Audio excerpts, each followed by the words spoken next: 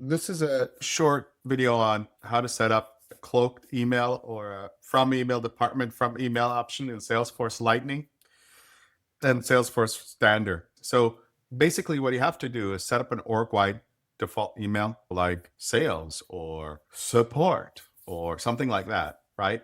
Then you enable it org-wide, this email, onto specific profiles like support manager, right? So that at the point of sending an email out from Salesforce, they can have the from Mr. Smith, or they can have the from sales or from support at your company or whatever. And here's the setup. It's basically in the setup, org-wide detail. To set it up, you have an email address, and that's how you set that up.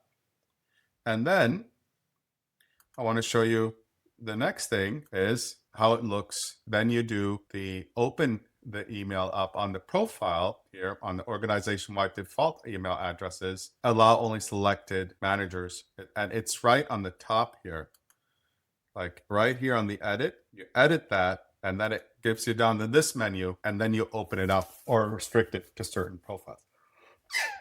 And that is what the lederhosen Salesforce guy is doing. This is a great tool, a common use case.